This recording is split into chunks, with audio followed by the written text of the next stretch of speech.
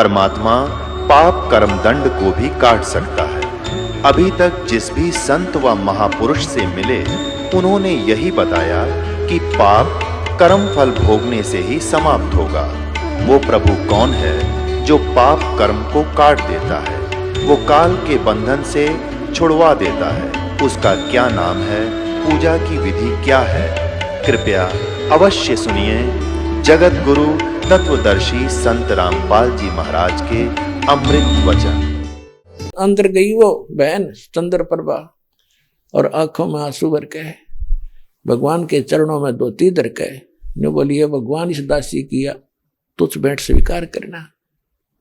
वो साड़ी वहां से उठी और बाहर प्रांगण में आके गिर गई और आकाशवाणी हुई कि हे महामूर्ख, जगन्नाथ तो काशी में बैठा है और कबीर और तू आ गई यहाँ पत्थर पूजन, और जाके उसको दे दे, उसके चरणा में पड़ जा। वो जगन्नाथ आया हुआ है। जगन्नाथ का अर्थ यो नहीं श्री कृष्ण जो सारी सृष्टि का मालिक स्वामी हो, उसको जगन्नाथ कहते हैं। अब वो बहन वहीं से रोने लगी थी कि मैं कितनी मामूर्ख हूं, ये भगवान में समझ नहीं सकी गुरु जी आपको। हे परमात्मा आप कैसी मारे हो, हे परमात्मा मैं पापड़ हूं, मैंने कितना अपराध कर दिया। वहां से लगी थी रोने। साथ में सैनिक साथ गए थे, उन्हें सारी घटना देखी और 10, 15, 20 दिन में वापस आए हुए। उस दिन भी परमात्मा वीर देव सिंह बघेल के घर पर पहुंच गया कि आज इसका सामने सांग करूंगा सारा। अब पहले पता करा कबीर साहब की झोपड़ी पर, वहां से पता चला कि राजा के घर गए हैं। सो सारे के सारे सैनिक भी, हुआ बेटी भी, बहन भी, वीर देव सिंह बघेल के घर पहुंचे। राजमहल में परमात्मा बैठे आसन, वो धोती को उठा के लाई थी सिर पे धर के, मालिक के चरणा में रख के रोन लाग रही बुरी तरह। अब बोल नहीं पा रही थी। राजा ने सोचा मेरी किस्मत बाड़ी, अरे बहन को कोई आपत्ति होगी, अरे ये सैनिक कहाँ चले गए थे, ने कमे क्यों ना रक्षा करी इसकी, देख के बात बनी क्यों रो रही है बहन, कोई दुख, इसको कोई दिक्कत आई है रास्ते में। अब मुझे सारनाम नहीं मिला। उसने एक सैनिक को बुलाया कि आराम जादू क्या हो गया इसको। उन्होंने बताया जी कुछ नहीं हुआ, बहन को सुरक्षित ले गए, सुरक्षित लाए। और उसने सारी कहानी बताई जिसने वहां धोती चढ़ाई जाकर जगन्नाथ के मंदिर में, और इस बार धोती वहां से उठ कर बाहर आंगन में गिर गई। और आकाशवाणी हमने सुनी कि जगन्नाथ तो वो कबीर नाम से बैठा है तो काशी के अंदर, तू यहाँ धक्के खाना ही ना लाग, तेने शर्म नहीं आई, ले जा इस धोती को वहां उठाकर धर दे उसके चरणों में। अब राजा का पण लाग गया, रोई तो भगवान बैठे थे, हम मूर्ख हैं, हम पहचान नहीं सके। तो परमात्मा कहते हैं गुरु मानस कर जानते ते नरक ये अंध, और हुए दुखी संसार में फिर अग गई उनके फंद। एक तीर से 2 शिकार किए, वह मूर्ख गुरु की भगत परमात्मा घर बैठे और उस पत्थर मंदिर में जब धक्के खान गई। तो पुण्यात्माओं, आपके लिए ये कहानी, ये कथाएं यथार्थ हैं और आपके लिए गाइडलाइन है। इस भक्ति रूपी पौधे को सफल करने के लिए, इस भक्ति रूपी लाल को सफल करने के लिए कबीर साहब कहते हैं गुरु मानुष कर जानते, वो तो खुद परमात्मा थे ही थे, इसमें तो कोई शक नहीं, जानो चाहे ना जानो तो भगवान ही थे। लेकिन इस समय के लिए परमात्मा ने इस दास के लिए वाणी बोली थी कि अपना दास भेजूंगा, अगर उसके प्रति जैसी आपकी श्रद्धा होगी वैसा ही आप आगे जाके व्यवहार करोगे। तो ये जो सच्चा ज्ञान, और ये ज्ञान भगवान ही दे सकता है और भगवान के द्वारा उसका दास भेजा हुआ दे सकता। तीसरा इस पृथ्वी पर यू ज्ञान नहीं दे सकता, ना आज तक दिया ना दे सका। तो वो ज्ञान आज दास आपको वो गाइडलाइन बता रहा हूं जहां आप फावल होते हो और जिस कारण से आप इस भक्ति गेम में फेल हो जाते हो। अब क्या बताया परमात्मा ने कि गुरु गोविंद कर जानियो, रहियो शब्द समाए, मिले जब दंडवत बंदगी, नहीं पल पल ध्यान लगावे। गुरु को परमात्मा मानकर चलिएगा और उनके वचन पर पालन करते रहना, उनके द्वारा दिए गए शब्द यानी नाम का सिमरण करते रहना।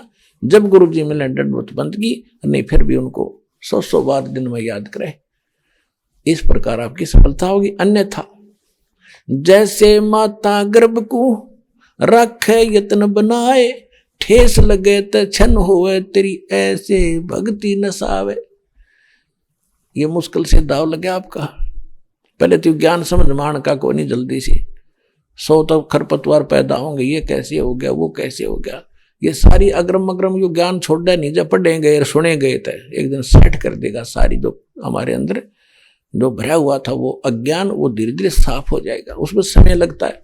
और फिर आपको नाम मिल गए, सतनाम मिल गया, तो सार नाम का भी परमात्मा ने आदेश दे रखा, दास को खोल दे पिटारा, खजाना खोल दिया तुम्हारे लिए। जिसके लिए ऋषि महर्षि सिर पटक कर चले गए, शरीर गाल कर चले गए, उनको ये रतन नहीं मिला जो आज आपके ऊपर सहमत धक्के तो खिला रहा परमात्मा आपको। आप कितनी अच्छी आत्मा हो इसका आइडिया आपको नहीं हो सकता, लेकिन इस जोरी को है। लाल की कीमत वो कितना कीमती होता है। परमात्मा आप उन आत्माओं में से हो, गोता मारूं स्वर्ग में अर्जा बैठू पाताल, कह कबीर ढूंढता फिर अपने हीरे मोती लाल। आपके लिए भटक रहा है। परमात्मा कहते हैं मैं रोए तू सृष्टि को, और ये सृष्टि रोए मोहे गरीबदास इस योग को। अब समझ नहीं सकता कोई, ये तो भगवान भगवान करते। पर्वत पर्वत में फिरा कारण अपने राम, राम जैसे संत मिले जिन सारे सब काम यहां सरेंगे। मोक्ष भी आपका होगा, कंप्लीट मंत्र मिलेंगे, और पूरा घर में भी सुख, शरीर में भी सुख, और जहाज में बैठ के जाओगे। ये सत्कर्म मान लेना, जब लगे रहे तो नियमित रहना।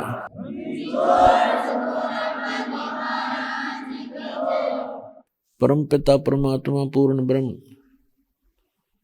सर्व सृष्टि रचनहार कबीर परमेश्वर जी की असीम रजा से आप सभी पुण्यात्माएं सत्संग सुनने के लिए उपस्थित हुए।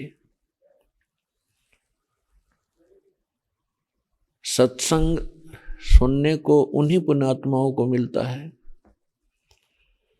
जिनके ऊपर परमात्मा की एक विशेष रजा होती है। अन्यथा ये इंसान कितना ही चतुर बना रहे, कितनी उसकी महिमा बनी हुई हो, कितना ही वो धनी हो, कितना ही वो राज्य पद पर उपस्थित हो, जब तक इस प्राणी को सत्संग नहीं मिलेगा इसका मानव जीवन व्यर्थ है। तब तक ये केवल अपना पूर्व जन्म के किए हुए पुण्य और पापों का भोग ही भोग रहा होता है। भविष्य का उसके पास कोई भी विकल्प नहीं होता। उस जो मनुष्य जीवन का मुख्य उद्देश्य है उसका ज्ञान उसको नहीं हो पाता जो प्राणी सत्संग में नहीं आता। प्रथम तो मानव शरीर बहुत ही दुर्लभ बताया है। सभी सद्ग्रंथों ने, सभी महापुरुषों ने और स्वयं परमेश्वर ने भी आकर हमें यही राय दी है, मानुष जन्म दुर्लभ है, ये मिले न बारंबार, तरवर से पत्ता टूट गिरे वो बोर न लगता डर। मानुष जन्म पाए कर जो नहीं रटे हरि नाम, जैसे कुआ जल बिना बनवाया क्या काम।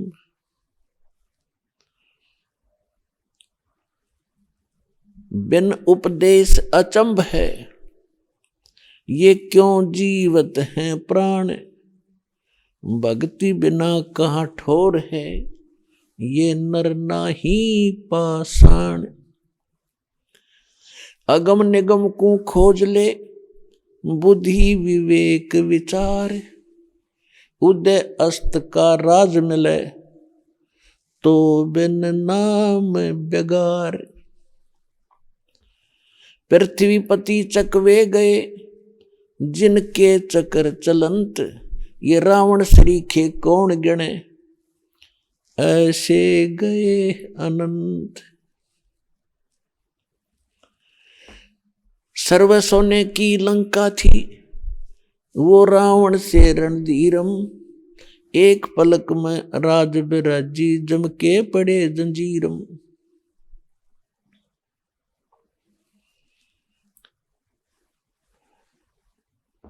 परमपिता परमात्मा अपने बच्चों को इस काल के जाल से निकालने के लिए, यथार्थ ज्ञान बताने के लिए वो स्वयं ही यहाँ आते हैं। और जब परमात्मा आते हैं तब तक हम इन काल के दूतों द्वारा अज्ञान के अंदर इतने ओतप्रोत कर दिए जाते हैं कि हम उस ज्ञान को सुनना भी पसंद नहीं करते। आज से 600 वर्ष पहले परमात्मा इस कलयुग में स्वयं आए थे, सन 1398 में, और सन 1518 तक 120 वर्ष कबीर परमेश्वर जी एक जुलाहे की भूमिका करके और साथ में ये तत्व ज्ञान प्रचार किया करते थे। उस समय परमात्मा हमें यही ज्ञान दिया करते थे कि तुम यहाँ के वासी नहीं हो। और वो परमात्मा जिन महापुरुषों को मिले हैं उनको भी यही ज्ञान दिया, उनको अपने से परिचित कराया। उनमें से कौन कौन वो महापुरुष हैं कलयुग के अंदर जो दास के नॉलेज में है, तो उन महापुरुषों को परिचित कराया अपने से। तो वो महापुरुष कौन कौन हैं? आदरणीय धर्मदास साहिब जी, आदरणीय मलुकदास साहिब जी, आदरणीय नानक देव साहिब जी, आदरणीय दादू साहिब जी, आदरणीय गरीबदास साहिब जी, गांव छुड़ानी जिला झज्जर हरियाणा वाले, आदरणीय गीसा दास साहिब जी, गांव खेकड़ा जिला बागपत उत्तर प्रदेश वाले, आदरणीय स्वामी रामानंद जी काशी वाले। इन महापुरुषों को परमात्मा मिले और उन महापुरुषों ने भी परमात्मा से प्राप्त ज्ञान को हमारे को बताने की चेष्टा की, लेकिन हम नहीं समझ सके इसका कारण क्या था। जब परमात्मा आकर स्वयं 120 वर्ष तक हमें यही ज्ञान देते रहे, गली गली में जाकर, गांव गांव में प्रकट होकर, एक समय हजारों जगह प्रकट हो जाते थे भगवान,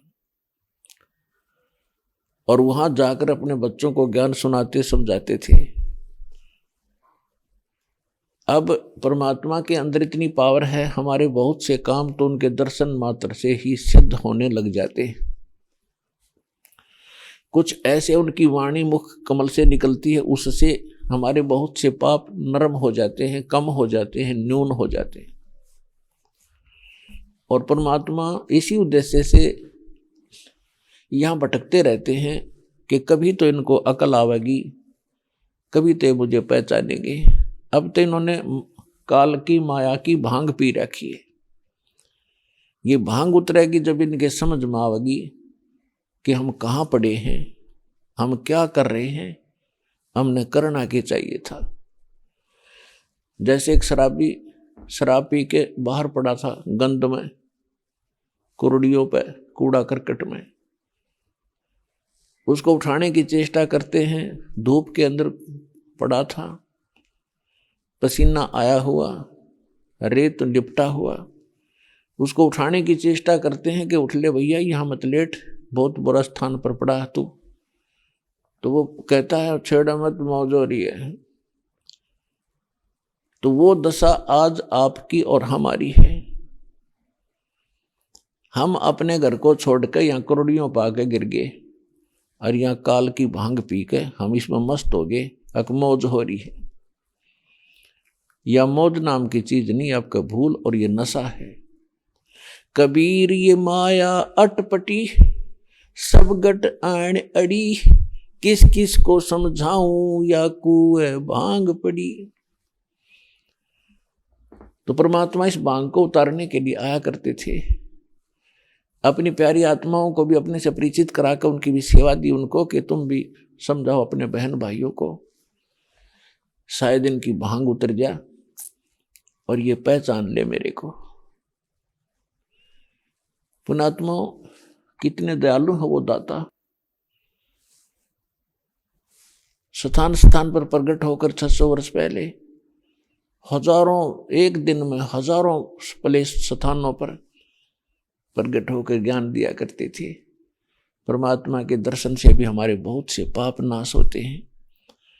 कुछ पाप ऐसे हैं जो परमात्मा की इस वाणी के पाठ पठन और श्रवण से ही हमारे समाप्त होते हैं। कुछ पाप ऐसे हैं जो नाम के सिमरन से ही कटा करते हैं। कुछ पाप ऐसे हैं जो प्रणाम करने से भी खत्म होते हैं। तो इस प्रकार हम युगों युगों से बहुत ज्यादा रोगग्रस्त हो गए हैं। हर प्रकार के पाप हमारे अंतःकरण में समाये हुए हैं। इनका नाश करने के लिए हमने ये सभी तरीके अपनाने पड़ेंगे। जैसे कोई कपड़ा मैला है, थोड़ा मैला है, या वैसे ही रेत लगा है तो झाड़ देने से भी वो ठीक हो जाता है। थोड़ी बहुत मिट्टी लगी है तो पानी से धो दो, साफ हो जाता है।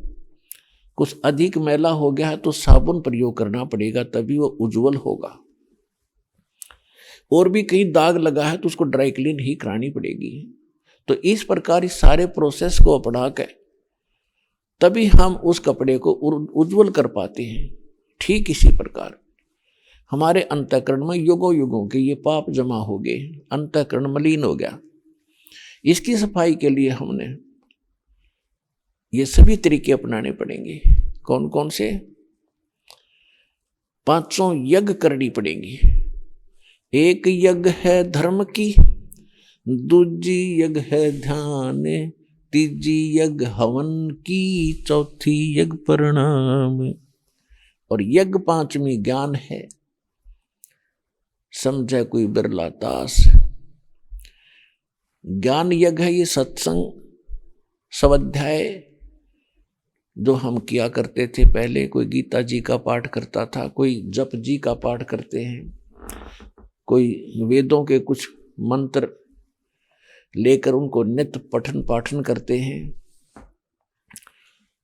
और ये ज्ञान यज्ञ है। और मुसलमान भाई जो 5 वक्त की नमाज करते हैं, ये भी ज्ञान यज्ञ है। और साथ में वो सजदा करते हैं, ये भी प्रणाम है। तो वो केवल 2 ही यज्ञों का फल प्राप्त करते हैं, लाभ प्राप्त करते हैं।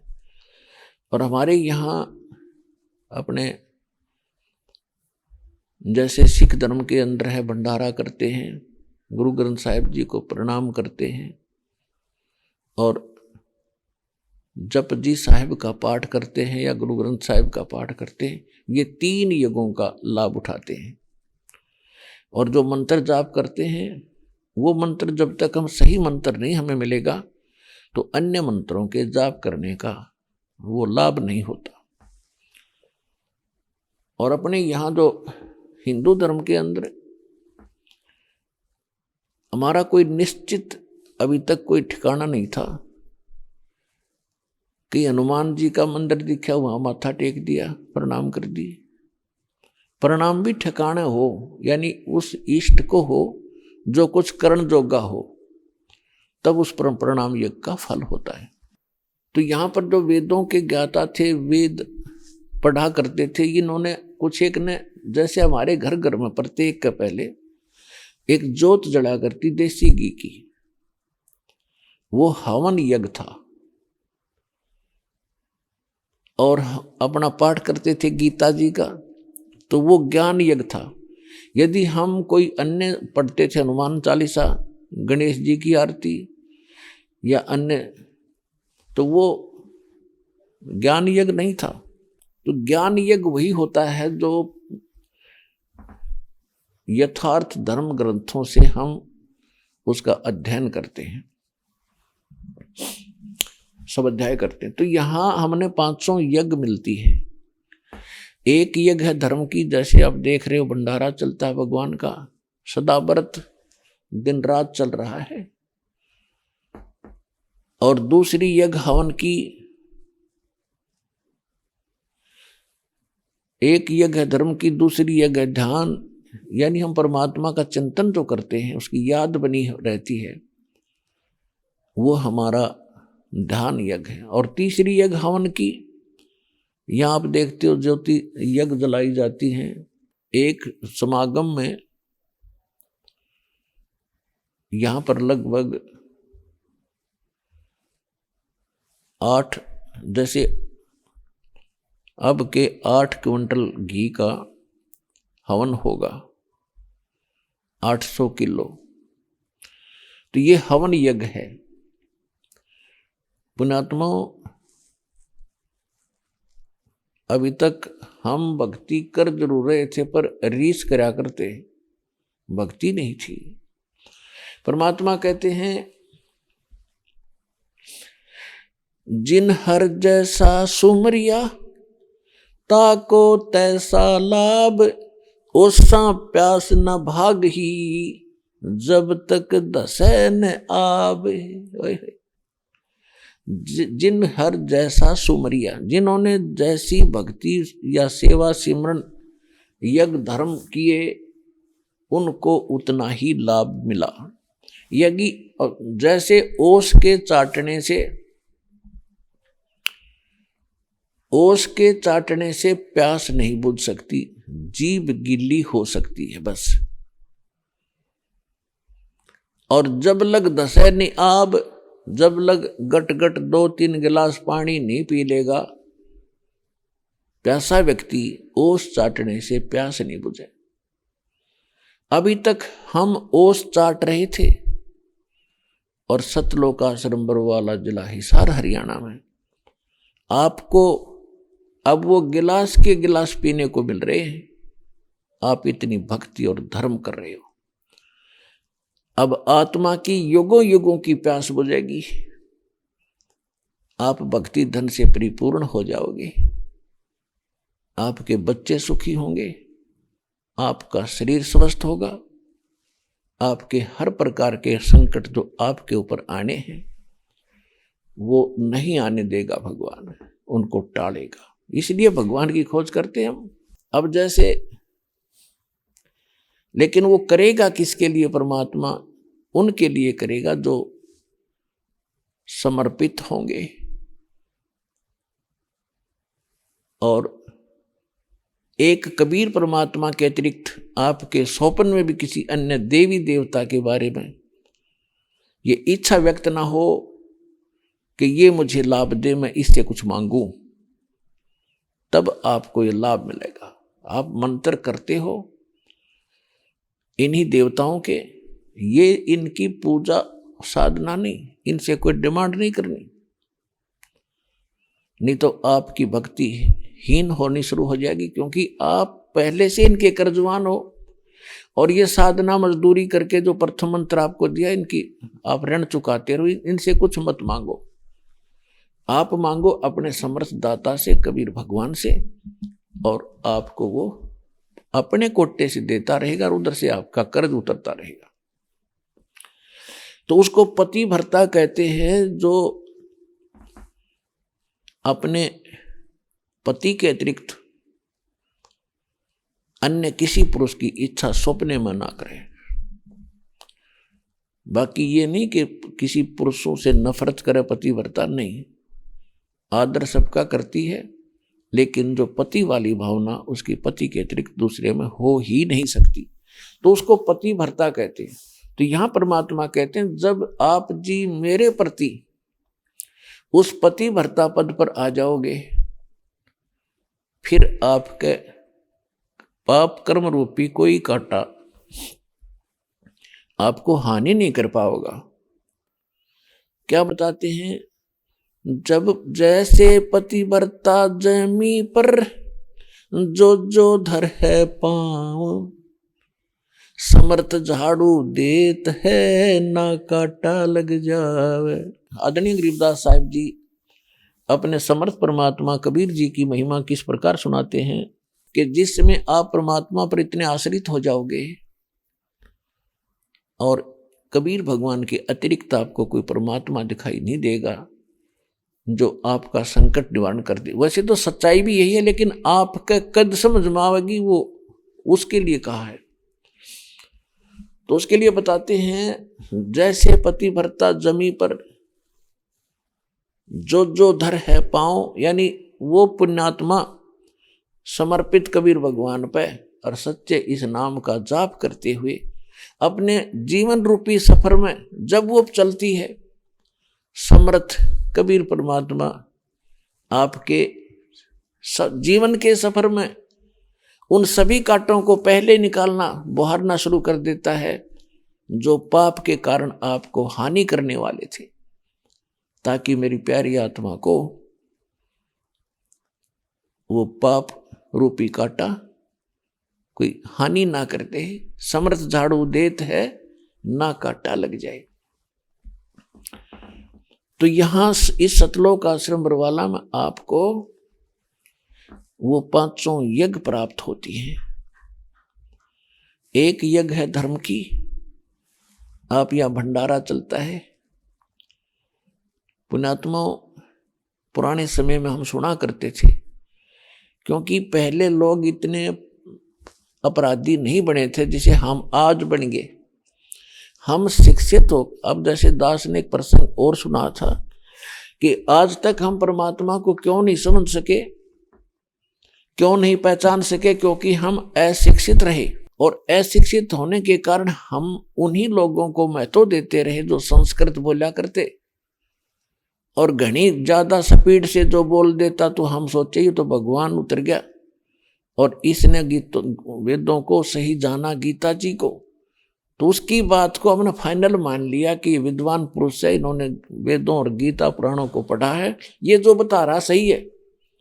और परमात्मा आया करते वो आपकी भाषा में बोला करते, सिंपल लैंग्वेज में, और वो हमारे समझ में नहीं आई कि ये तो कबीर है, धानक है, जुलाहा है, शूद्र है, ये वेद गीता को पढ़ नहीं सकता, क्योंकि ब्राह्मण लोग ही वेद और गीता और सदग्रंथों को और संस्कृत के पढ़ने के अधिकारी थे वो उस समय। तो परमात्मा नहीं चाहता था हमें शिक्षित बनाना। क्यों नहीं चाहते थे? क्योंकि इसमें सबसे ज्यादा दोष है शिक्षा के अंदर। क्या दोष आ गया? हम छोटी मोटी नौकरियां प्राप्त कर ली, छोटे मोटे पद प्राप्त हो गए, बड़े से छोटे बड़े कोई पद प्राप्त हुए, अहंकारी हो गए, अप टू डेट अफलातून बनकर चालें। हम भूल गए भगवान को, साइंटिस्ट बन के हम परमात्मा से दूर हो गए, डॉक्टर बन के कहते मैं दवाई देता हूं, औषधि देता हूं, इससे ठीक होते। पुण्यात्मा, परमात्मा ने ये विष आपको अब खिलाना अनिवार्य समझा था, नहीं तो पहले भी शिक्षित कर देते, आपको क्या दिक्कत थी।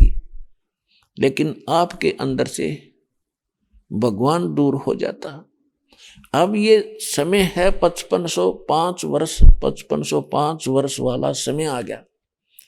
1997 में कलयुग 5505 बीत गया, और उसके बाद आप देख रहे हो ये वैज्ञानिक तरक्की। मोबाइल फोन नहीं थे पहले, ये मोबाइल फोन बनवाए। टेलीविजन नहीं थे, ये जो आजकल जैसे इलेक्ट्रॉनिक मीडिया इतना ज्यादा बनवा दिया, इंटरनेट, यूट्यूब, इतना तहलका मचवा दिया दाता ने। पहले तो इसमें बकवाद भर रखी है इस यूट्यूब और इन वेबसाइटों पर, अब इसके अंदर परमात्मा का ज्ञान भरा जाओगा। घर बैठे बच्चे उसको पढ़ेंगे, सुनेंगे, समझेंगे और पहचान कर भगवान को भागे आएंगे। यदि पहले परमात्मा शिक्षित कर भी देता तो परमात्मा का जो वचन था कि 5505 वर्ष जब बीतेगा तब मैं अपने ज्ञान को ओपन करूंगा, तब तक मैंने सारा मंत्र सही भी और ये छुपा रखे हैं, क्योंकि तब तक हम घने दुखी नहीं हुए थे। सतयुग त्रेता द्वापर में ये जीव दुखी नहीं होता, और जब तक ये दुखी नहीं होता भगवान नहीं चाहता। फॉर्मेलिटी तो आत्मा शुरू से ही करती आ रही है, क्योंकि ये भगवान की अंश है और परमात्मा के बिना यह रह नहीं सकती। उसके लिए काल ने बहुत बड़ा जुगाड़ जोड़ रखा है। इसके लिए नरे ठग संत बैठा दिए, जगह जगह पर पता नहीं कितने प्रकार के ये और धाम बनवा दिए। इसने भक्तिकरण की इच्छा होती है तो वहां धक्के खाती रहे, और कर्म खूब बिगड़वा दिए। सारा दिन एक रोटी के लिए ना जाने कितने झूठ बोल कर, कितने पाप करके ये जीव विश्राम लेता है। और पुण्य कोई बन नहीं पाता, क्योंकि शास्त्र अनुकूल साधना बिना हमारा धर्म नहीं उभर सकता, हमारा पुण्य नहीं हो सकता, हमारे शुभ संस्कार बन नहीं सकते, वो हमें मिली नहीं। तो जिस कारण से ये अभी तक हम भगवान को नहीं समझ सके, और परमात्मा ने उस समय आकर भी हमें अशिक्षित रखकर और हमारी ही भाषा में हमें समझाने की चेष्टा की कि ताकि ये मुझे पहचान ले। लेकिन हम उनको भगवान नहीं मान पाए, क्यों? लेकिन सुख घने होने से, सुख तो परमात्मा जहां भी जाते थे और कोई भी अर्ज करता था, महाराज मैं तो घना दुखी हूं, बेटा दया करेंगे परमात्मा, खुद मालिक थे वो, और अपने बच्चों का दुख वो कैसे देख सकता? तो उनको उनके केवल वाणी सुनने से, आशीर्वाद से लाभ देकर उनको कुछ भक्ति युक्त कर दिया, ताकि ये इस जीवन में ठीक से पार कर लें। तो मोक्ष तो तब हो ही नहीं सकता था, क्योंकि भगवान ने बैन लगा रखा था कि धर्मदास मेरी लाख दुहाई, ये सार नाम की दबार न जाई, ये सार नाम बार जो पढ़ी बिचली पीढ़ी हंसनी तेरी। और बिचली पीढ़ी कब थी? अब ये आएगी बिचली पीढ़ी शुरू। तो तब तक ये मूल ज्ञान तो, मूल नाम तो देना नहीं था। ये काल के दूतां का हाथ लग जाती है मंत्र, तो आज दास कैसे डिफरेंट कर, आपको डिफरेंशिएट बताता, भिन्नता कैसे बताता कि वो गलत है, ये ठीक है, ये प्रमाण देखो जिन महापुरुषों ने भक्ति की इस मंत्र से की, इनका मोक्ष हुआ। और ये हमारे सदग्रंथ बताते, तो ये सभी के पास होता, तो आप फिर वहीं के वहीं रह जाते जहां पहले थे। इसलिए परमात्मा ने आपको उस समय शिक्षित बनाना उचित नहीं समझा, क्योंकि आप अहंकारी हो जाते। दास ने 18 वर्ष तक जूनियर इंजीनियर जेई की पोस्ट पे इरिगेशन डिपार्टमेंट हरियाणा में सर्विस की। दास एक ग्रामीण क्षेत्र से निकलकर शहर में रहने लगा। तो जो हमसे पहले के जो अधिकारी कर्मचारी थे, उनका व्यवहार देखकर मैं चकित रहता था। जब वो जाते थे गांव में, तो ग्रामीण उनकी इतनी सेवा करते थे, बैठो जी, चारपाई बिछा दो जी, दूध लाओ जी, साहब आगे दूध लाओ जी। और जब वो ग्रामीण उनके ऑफिस में आते थे, वो दुष्ट लोग चाय को नहीं पूछते थे उनको। मैं हैरान रहता था, मैं ये कैसे लोग हैं भगवान, कैसा कितना अंतर है। और लाइन में खड़े रहते थे, सारा दिन उनसे बात नहीं करते थे। तो इस शिक्षा ने नाश कर रखा है इस जीव का। अब शिक्षा इसलिए दी दाता ने कि मुझे पहचानेंगे, और फिर ज्ञान सही पा करके ये शिक्षित भी नर्म होंगे, जीव को अपनी औकात का पता रहेगा। और ऐसा ज्ञान दे दूंगा कि इसकी नाड़ नहीं उठ सकती अभिमान की, फिर अहंकार ऊपर नहीं उठ सकता, अहंकार के पास भगवान नहीं आ सकता, चाहे कितनी भक्ति कर लेना। रावण जैसी भक्ति आप नहीं कर सकते, ना शिव के कोई पुजारी कर सकता। इतना समर्पित था कि यहां से गर्दन काट के 4 भुजा और शीश समर्पित कर दिया था, लेकिन अभिमान नहीं गया उसका। जैसा किया उसको वापस दे दिया, क्योंकि उसकी आयु शेष थी, लेकिन अहंकार नहीं गया। खड़ा होकर तप किए, जाप किए, ओम नमः शिवाय किए, पता नहीं कितने के। उस मूर्ख गुरु ने उस रावण को मिसगाइड कर दिया कि वेदों में शंकर भगवान सुप्रीम पावर बताया है। तो उसने क्या पता, भोली आत्मा ने गुरु जी के आदेश अनुसार उसने साधना शुरू कर दी। और गीता और वेदों में गीता जी में लिखा है कि इन तीनों गुण की जो साधना, रजगुण ब्रह्मा, सतगुण विष्णु, तमगुण शिव जी की जो साधना करते हैं, वो राक्षस स्वभाव को धारण किए मनुष्यों में नीच दूषित कर्म करने वाले मूर्ख। तो वो तो गुण उसमें आना ही था, जो उसकी पूजा इसकी करने लगा। तो ऐसे जुल्म किए आज तक वो धिक्कारा जाता है। तो अभिमान के पास भगवान नहीं। उसका साथ में उसका भाई था विभीषण, वो परमात्मा कबीर जी की शरण में आया था, जिसमें परमेश्वर मुनिंद्र नाम से प्रकट थे। चारों युग में मेरे संत पुकारे, कूक कहा हम हेल रे, हीरे माणिक मोती बरसे, ये जग चुगता ढेल रे। सतयुग में सत सुकृत कह टेरा, त्रेता नाम मुनिंदर मेरा, द्वापर में करुणा में कहाया, कलियुग नाम कबीर धराया। परमात्मा कहते हम चारों युग में आए। सतयुग में सतसुकृत नाम था मेरा, और 5 वर्ष की आयु में ये मनु जैसे ऋषियों के छक्के छुड़ा दिए थे, पर ये तो अभिमानी लोग थे, संस्कृत भाषा जाने थे, और जनता को उनको महर्षि कहा करती थी। भगवान की बात को माना नहीं, उनको वामदेव कहने लगे, क्योंकि ऋषि बताओ परमात्मा को निराकार, और कबीर परमात्मा स्वयं कहे भगवान साकार, आई एम गॉड, मैं हूं भगवान। लेकिन वो ऋषि कहे भगवान निराकार है, झूठ बोला। यानी कबीर साहब जो सारा सच्चा ज्ञान देते थे, पर ये कहते हैं श्री कृष्ण भगवान, ये कहते थे विष्णु भगवान, कबीर साहब कहते नहीं, विष्णु तो किसी खाते हम नहीं उस भगवान के सामने, वो परमात्मा कोई और है। जिस कारण से मनु जी जैसे और सारे ऋषि उसको उनको कहने लगे कि तो विपरीत ज्ञान देने वाला वामदेव कहने लगे उनको, वामदेव। वाम माने उल्टा, जैसे यो राइट हैंड दाया, यो बामा हाथ, तो बामा उल्टा, इसको उल्टा भी कहते हैं। यो सीधा हाथ, ये उल्टा हाथ, बामा माने उल्टा। तो कबीर साहब को वामदेव कहने लगे सतयुग में। वो ज्ञान ना सुना, भगवान खुद आगे बतावे थे। और यही वेद बताते हैं कि वो अपने ज्ञान अपने आप अपने मुख कमल से बोलता है, और वही तत्व ज्ञान होता, बाकी सब अज्ञान होता है। तो हम अपने उसी प्रसंग पर आते हैं। परमात्मा आकर ज्ञान दिया करते थे। अविवीक्षण कितना अधीन हुआ, परमात्मा मिले थे उनको। एक चंद्र विजय नाम का भाट था श्रीलंका में, पहले वो परमात्मा का शिष्य हुआ, कभी मुनिंदर रूप में परमात्मा वहां गए थे। फिर उसका पूरा परिवार धीरे धीरे शरण में आया। अब चंद्र विजय भाट रावण के पास जाता था। ये भाट लोग मनोरंजन कराया करते थे राजा लोगों की, और उसकी पत्नी वो करमवती नाम था उसका, वो जा करती मंदोदरी रानी के पास। उसको ऐसे अच्छे बुंडे चुटकुले सुनाकर उसने प्रसन्न खुशी उसकी रिक्रिएशन कराया करती थी।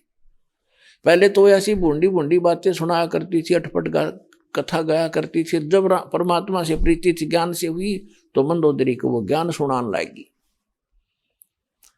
मंदोदरी कहने लगी कि करमवती, तेरे अंदर तो सारा गोबर भरा था, तो ये बढ़िया माल कहाँ से लाई? इतने सुंदर वचन, इतना भगवान की चर्चा तेरे सपने में भी ना थी, कहाँ से लाई? तो उसने बताया कि हमारे गुरुजी याद कर लिए हमने, अब मैं वो गलत बात नहीं बोल सकती तेरे सामने। तो कहने का भाव यह है कि उसके माध्यम से मंदोदरी भी पुण्यात्मा थी। परमात्मा मुनिंद्र जी की ऋषि मुनिंद्र के रूप में आए थे, भगवान उनकी शरण में आई थी। फिर उस मंदोदरी से पता लगा विभीषण को, तो विभीषण भी कबीर परमात्मा यानी मुनिंद्र जी की शरण में आए थे। और इस ज्ञान से आदिनीता आपा आवेगी। ये ऐसा निर्मल ज्ञान है, जीव को उसकी औकात बता देता है। फिर इसके सिर उठाने जगह नहीं रहती। वो बकवाद करेगा तब चोट खाओगा। फिर अनजानपने में गलती हो जाए अलग बात है, जान होने के बाद भी हम गलती करेंगे तो फिर उसकी पिटाई घड़ी हुआ करें। तो परमात्मा की दया से विभीषण नरम हुए और मंदोदरी भी भक्ति करती थी। फिर मंदोदरी ने आखिर में भगवान से यहाँ तक कहा कि परमात्मा मेरा पति नहीं मानता, उसको समझा दो। खुद भगवान गए। ये लंबी कथा है, आज का विषय कुछ और है, ये आज नहीं सुनाएंगे। तो रावण नहीं मानना था, परमात्मा ने खूब समझाने की चेष्टा की।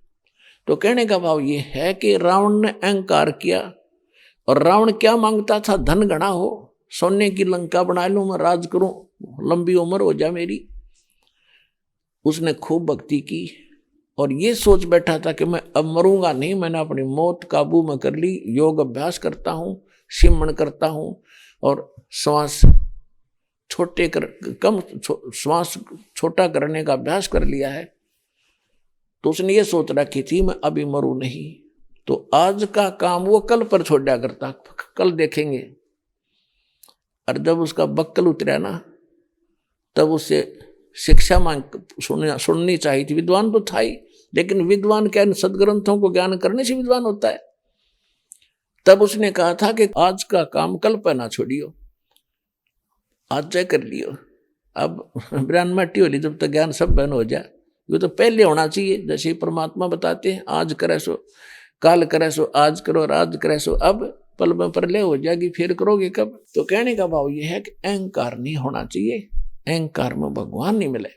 तो इस शिक्षा ने हमारा अहंकार भर दिया। छोटा सा कोई लाग जा, बाबूजी पूछ मत बस, आहा गोज में हाथ देकर पता नहीं पैंट शर्ट गाड़ के नहीं सोचा कि राखी बन गया, और फिर MLA MP IPS IAS बन जाते, सोचा धरती तो हल दी, और कल मौत हो जा परसों का दाबना पाओगा, कहाँ जाएगी तेरी वो अफलातूनी। तो ये बात ठिकाना आवेगी इस ज्ञान से। शिक्षा ने हमें बिगाड़ा, अब शिक्षा के माध्यम से ही आपको सेट किया जाएगा। तो परमात्मा ने काटे तो काटा ही काटना पड़ेगा। तो जब हम परमात्मा को इसलिए नहीं पहचान सके, अब देखो जैसे रावण लंका चाहता था कि मैं राजा बना रहूं, राजा नहीं बना रह पाया और मृत्यु को प्राप्त हुआ, कुत्याली मौत मरा, सारा कुल नाश करा दिया। विभीषण परमात्मा की शरण में भक्ति करता था, राज नहीं चाहता था वो। कहते हैं बिन मांगे मोती मिले, मांगे मिले न भीख, मांगन से मरना भला, यही सतगुरु की सीख। अब उसको बिन मांगे मोती मिले परमात्मा कबीर जी की सत साधना करने से, और वो ज्ञान से परिचित था। रावण मारा गया, विभीषण को राज दिया, दिलवाया परमेश्वर कबीर जी ने। निमित्त चाहे रामचंद्र बनाओ चाहे कोई, खेल दाता की है। अब ऐसे राजा को की जरूरत है प्रजा को, जो भगवान से डरने वाला हो। आज के आप राजा देख रहे हो, मंत्री, मुख्यमंत्री या कोई अन्य मंत्री, उनके ऊपर कैसे एलिगेशन लग रहे हैं, भ्रष्टाचार के, फलाने के, लूट लो खसोट लो, ये तो आपको सब पता, कहने की जरूरत नहीं। जो भी MLA MP आपके द्वारों पर आते हैं, 5 साल में एक दिन दिखा करें गांव गांव में, और 5 साल के बाद फिर तुम पीछे पीछे, वो आगे सब ने पता। तो आज ऐसे राजा की आवश्यकता है, सदा से ही ऐसे राजा की आवश्यकता जैसे विभीषण हुआ था। और फिर सारी प्रजा का दुख, राजा का अपना दुख होता है। राजा की व्यवस्था, जैसे राजनेता है, मुख्यमंत्री है, मंत्री है, प्रधानमंत्री है, इनका मूल काम है कि जनता की, क्योंकि जनता से टैक्स लेते हैं ये, उस टैक्स के बदले में वो सेना लेते हैं ताकि हम रक्षा करें, बाहर बाह्य शक्ति हमें दुखी ना करे, मेरी प्रजा न आके। और पुलिस बनाते हैं किस लिए, कि एक अपना ढंग से जीवन जीने वाले इस सभ्य और अच्छी जनता को कोई बदमाश टाइप के लोग, चोर उचक्के दुखी ना करें, उनको रोकने के लिए सेना और पुलिस ये रखते हैं। अच्छी बात है, ऐसे नहीं होगा तो फिर हमने कोई जीने नहीं दिया आपने। तो राजा लोग जो है का व्यवस्था ये होती है, आपके लिए सुविधाएं बनाएं, सड़क बनाएं, बिजली पानी की व्यवस्था करें, जनता को किसी प्रकार का भी कष्ट है वो उस सामूहिक धन से जो जनता से वो टैक्स लेते हैं उसे ठीक करें, ऐसा करना चाहिए। उसके बाद फिर कोई बदमाश लोग हैं उन्हीं को रोकें, समझावें बुझावें, या कोई जेल कैद बनाकर उनको वहां रखें। अब क्या हो रहा है, बदमाश तो खूब खुले घूम रहे हैं, शरीफ आदमी बेकसूर और जेलों में ठोके जा रहे, जिसका एक परिणाम ये दास और मेरे साथी भी है परिणाम स्वरूप। तो कहने का भाव यह है कि राजा बिगड़ गए, प्रजा आप पर बिगड़ गई, क्योंकि ज्ञान नहीं। तो इस ज्ञान से प्रजा भी सुधरेगी और विभीषण जैसे राजा भी अब पुनः स्थापित किए जाएंगे, तब ये जीव सुखी होगा। अब क्या कहते हैं, जय तुझे राजपाट भी चाहिए, हमरा धर ले ध्यान। कहते विभीषण का भाग बडेरा, दासातन आया तिस नेड़ा, दासातन आया बिस्वे बीसा, जाको लंक दई बख्शीसा। ऐसा दासातन है भाई, लंक बकस्ते वार न लाई। आदिनी के पास है ये पूर्ण ब्रह्म दयाल, मान बढ़ाई मारियो बेअदबी सरकाल। कहते हैं विभीषण का भाग बडेरा, बड़भागी था वो जिसमें दासातन आधिनी आई। और ऐसा दासातन है भाई, ये आधिनी ऐसी वस्तु है, लंक बकसते वार नहीं लाई, सोचा भी नहीं तो रामचंद्र जी खुद भी तो अपना आदमी बिठा सकते थे उसमें लंका में, लेकिन मालिक की दया थी, एकदम सेकंड भी नहीं लगाए विभीषण को बिठा दिया। सर्कमस्टांस परमात्मा ने बनाई। तो यहां कहते हैं ऐसी ये आधीनी विनम्रता, इसमें इतने गजब के गुण हैं, जो भक्ति करे अधीन रहे। लेकिन ये तो है पिछले इतिहास, परमात्मा ने अपने सामर्थ्य को आपके हृदय में बनाए रखना था कि है कोई शक्ति ऐसी जो ऐसी अनहोनी भी कर सकती है जो कोई नहीं कर सकता। लेकिन अब इस समय में आपको वो यथार्थ ज्ञान भी देना है और भक्ति भी देनी है। तो कहने का भाव ये था कि हम पहले सतयुग त्रेता द्वापर में हम दुखी नहीं थे। आज से 50 वर्ष पहले का तो मेरा भी याद है, ऐसे कोई रोग भयंकर गामा में हमने देखा नहीं। जो आज कैंसर तो ऐसी होगी जैसे खांसी जुकाम होया करे, क्यों कर्म इतने बिगड़ गए हमारे, हमने कर्म बिगाड़ लिए। और मिलना वही था जो हमारे भाग्य में है, ये हमें को बताने वाला मिला नहीं, को दर्द ये करने वाला नहीं मिला कि गलत कर रहे हो बच्चे, ये मत करो, जहर खा रहे हो। तो हमने 50 साल में इतने कर्म बिगाड़ दिए, अब सबकी बिरानमैटी हो रही है। यहाँ देख रहे हो आप कितने दुखी हो गए। तो ये बच्चे अनजानपने में विष खा गए, गलतियां करके पाप को मांगे, अब ये भोगने पड़ रहे इनको। अब इस परमात्मा के पास वो पावर है, शक्ति है कबीर साहब के पास, ये हमारे पिता है। बच्चा कितनी गलती कर ले, माँ बाप के पास आकर फिर से अक्षमा याचना कर ले, तो उसको फिर से सारी सुविधा सौंप देता है, बेटा ठीक ठाक रहे, और ले सारी सुख देगा। तो ये वो समर्थ है, गलतियां होगी इसको भी मालूम है, अनजान नहीं है ये। लेकिन अब टिके रहना, जिस यहाँ पर जो रोगी आते हैं अधिकतर आते हैं, ये भक्तों के अनुभव सुन के आने लग गया, अच्छी बात है। और तो कोई ठिकाना है नहीं, वो तो सब जगह भटक तो लिए ही है, यहाँ तो सुख होगा ही होगा, लेकिन होगा उनको जो कति और आस छोड़ कर जब यहाँ आएंगे। अब हमारे भक्त अधिकतर देख रहा है दास, भगत लेते चल तू वहां जाते ठीक हो जाएगा। अब वो दुखी है, उन सोचते चलो वहां भी देख लेता हूं। तो जो ये सोच का है चलो वहां देख लेता हूं, फिर यहाँ भी ऐसी सुविधा उसको नहीं मिलेगी। यहाँ तो कति समर्पित होकर आवे, अखे परमात्मा हमें और कोई जगह ठिकाना नहीं रहा, और दया कर 2 मिनट में ठीक करे, 3 मिनट नहीं लगे।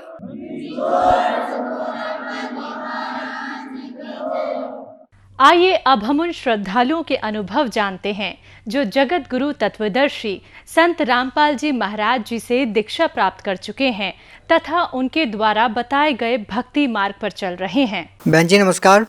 नमस्कार सर। क्या नाम है जी आपका? जी मेरा नाम नेहा अग्रवाल है। नेहा जी कहाँ से आए आप? मैं पठानकोट पंजाब से आई हूँ। संत रामपाल जी महाराज से कब जुड़े आप? जी मैं संत रामपाल जी महाराज से 17 अप्रैल 2013 में जुड़ी थी। संत रामपाल जी महाराज से नाम दीक्षा लेने से पहले आप क्या भक्ति साधना करते थे? सर संत रामपाल जी महाराज से जुड़ने से पहले हम अन्य देवी देवताओं की भक्ति करते थे, और जो मेरे पेरेंट्स थे हम भोलेनाथ जी के पुजारी थे कह सकते हैं आप। और मेरे पेरेंट्स सुबह 4 बजे उठ के मंदिर धोने जाते थे वहाँ पे, और यही हम सारी देवी देवताओं को पूछते थे, गुरुद्वारा जाते थे, और जो भी रिलीजियस प्लेसेस है हम वहाँ सब पे जाते थे। आप इतनी सारी परेशानियों से गुजर रहे थे, आपका परिवार इतने दुखों से घिरा हुआ था, तो फिर आपको संत रामपाल जी महाराज के बारे में कैसे पता चला?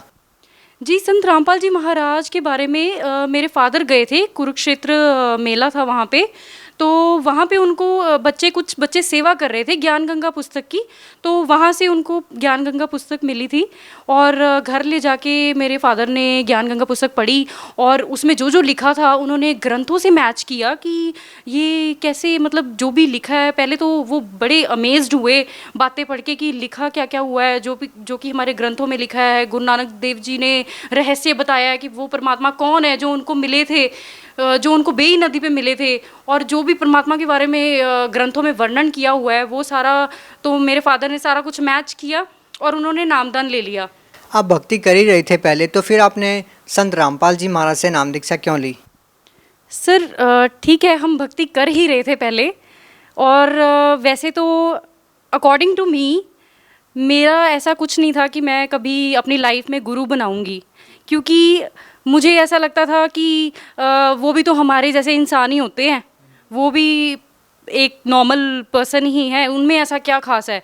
मुझे ऐसा लगता था कि मेरे फादर जो हैं, क्योंकि सबसे पहले मेरे फादर जुड़े थे संत रामपाल जी महाराज से, और उन्होंने नाम दीक्षा ली थी 2008 और 9 में, आई गेस उनको ज्ञान गंगा पुस्तक मिली थी, कुरुक्षेत्र मेले में वो गए थे, तो उस दौरान उन्होंने ज्ञान समझा और उन्होंने नाम दीक्षा ली।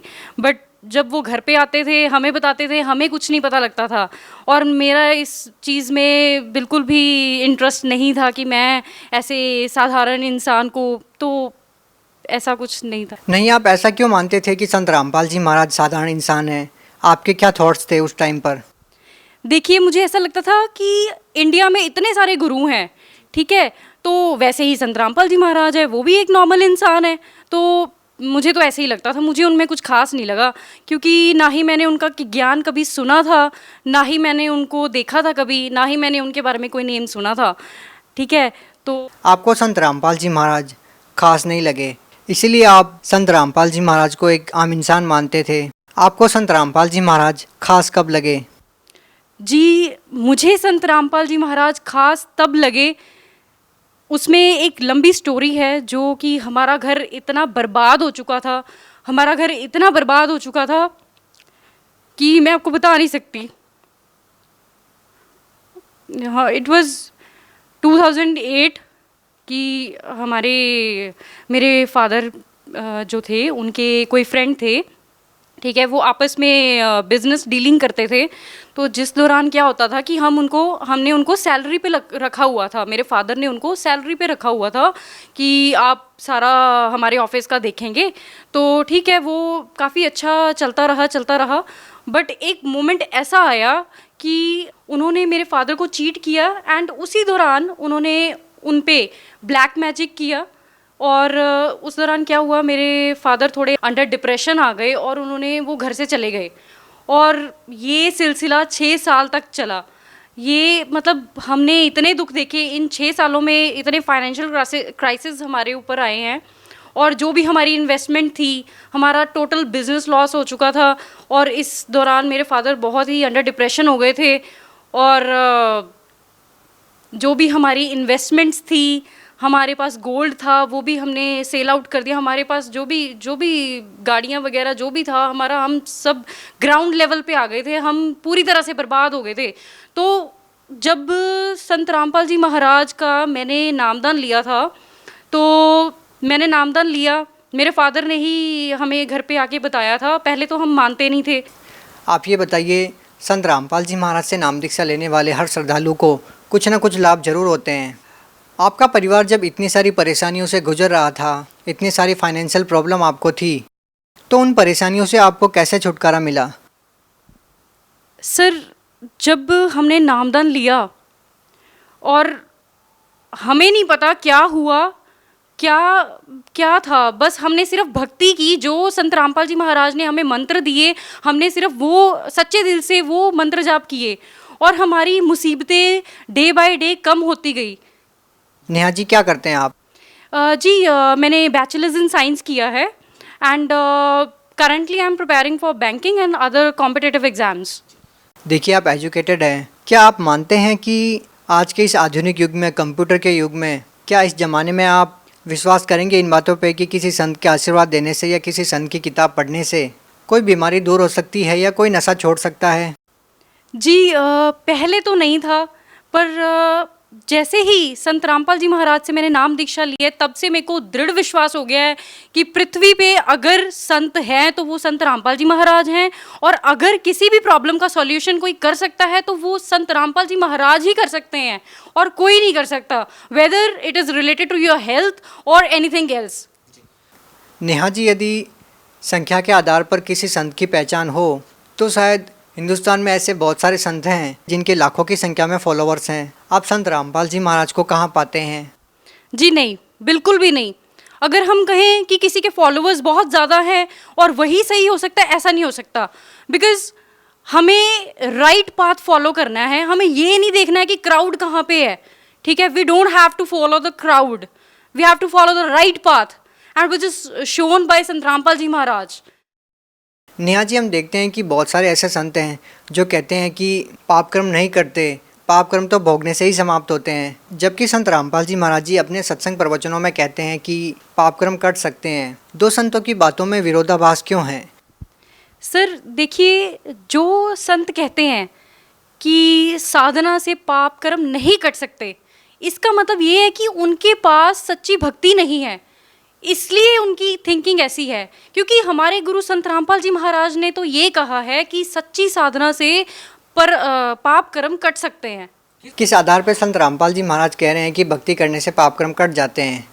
सर, संत रामपाल जी महाराज ने वेद और शास्त्र खोल खोल के दिखा रहे हैं वो सबको। गीता, कुरान, बाइबल, गुरु ग्रंथ साहिब सब में प्रमाण दे रहे हैं कि वो परमात्मा कौन है जिसने 6 दिन में सृष्टि रची और 7वें दिन जाके तख्त पे जा विराजे।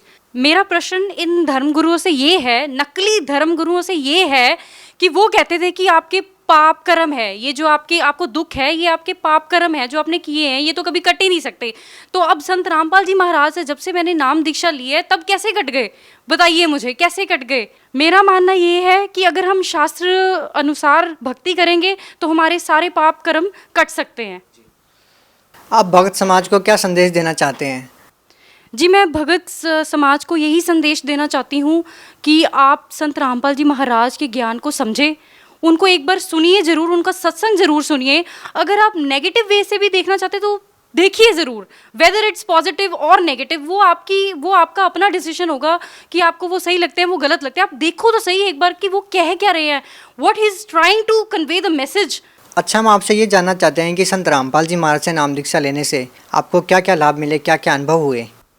जी, सबसे बड़ा लाभ संत रामपाल जी महाराज से नाम दीक्षा लेने के बाद तो हमारा ये था कि हमारा घर जो नरक बन गया था वो पूरी तरह से संत रामपाल जी महाराज ने स्वर्ग बना दिया है। आज की डेट में हमारे घर में पूरी शांति है, हर तरीके के लाभ परमात्मा ने हमें दिए हैं, वेदर इट इज़ इकोनॉमिकली और हेल्थ इश्यूज़ हो, कोई भी हो। जो मेरे ब्रदर थे वो काफ़ी ड्रिंक वगैरह करते थे और नशा भी करते थे थोड़ा बहुत, और वो भी परमात्मा की दया से उन्होंने छोड़ दिया है। जो श्रद्धालु संत रामपाल जी महाराज से नाम दीक्षा लेना चाहते हैं वो उनसे नाम दीक्षा कैसे ले सकते हैं?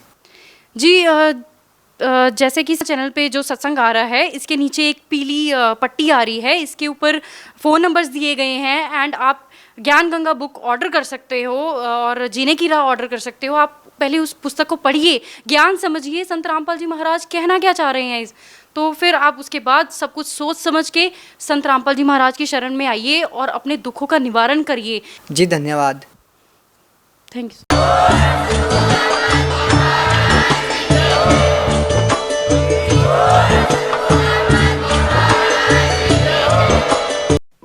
आप सुन रहे थे जगत गुरु तत्वदर्शी संत रामपाल जी महाराज के मंगल प्रवचन। अधिक जानकारी के लिए संपर्क करें